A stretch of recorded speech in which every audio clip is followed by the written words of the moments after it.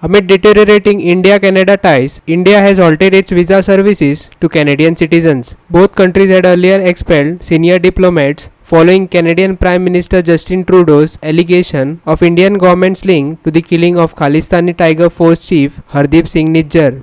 India's embassy in Canada has suspended issuing visas to Canadian citizens amid a diplomatic row between the two nations. Canada, in its latest move, has decided to temporarily adjust its staff presence in India. The Canadian High Commission has further said that it expects India to provide security to its diplomats and consulars in India after they complained of threats on social media platforms. The Ministry of External Affairs on Thursday addressed media regarding the ongoing tensions between the two countries. The ministry has called Canada's allegations politically motivated and has further accused Canada of providing a safe haven to terrorists. The MEA has also said the decision to suspend visas to Canadian citizens is due to security reasons. Yes, I do think there is a degree of prejudice here.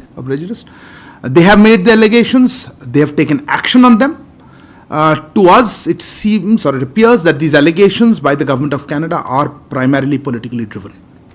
Let me just make a couple of other points. I think, Sudhi, you had a query about Canada sharing any information. No, let me clarify. No specific information has been shared by Canada on this case, either then or before or after. We have, as we have said, or I think it's been made very clear, we are willing to look at any specific information. We have conveyed this to the Canadian side, made it clear to them that we are willing to look at any specific information that is provided to us. But so far, we have not received any such specific information. The issue of safe havens and places to operate is being provided abroad, including in Canada. And that, we would expect that is the main focus. The question is, do we have the political will to address terrorism, or we want to justify it and condone it? You are aware of the security threats being faced by our High Commission and consulates in Canada. This has disrupted their normal functioning. Accordingly, our High Commission and consulates are temporarily unable to process visa applications. We will be reviewing the situation on a regular basis. If there is any country, if you're talking about reputational issues and reputational damage, if there's any country that needs to look at this, I think it is Canada and its growing reputation as a place, as a safe haven for terrorists, for extremists, and for organized crime. And I think that's a country that needs to worry about its international reputation.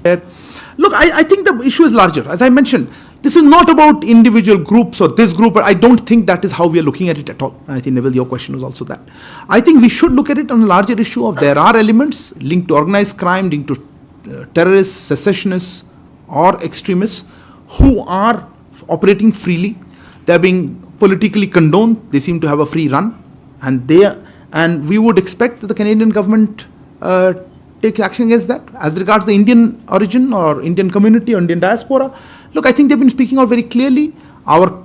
We have talked about the advisory for Indian nationals, and we would hope that they feel safe. They feel that they can operate there. Manish Parab and Omkar Deshprabhu for GOA365.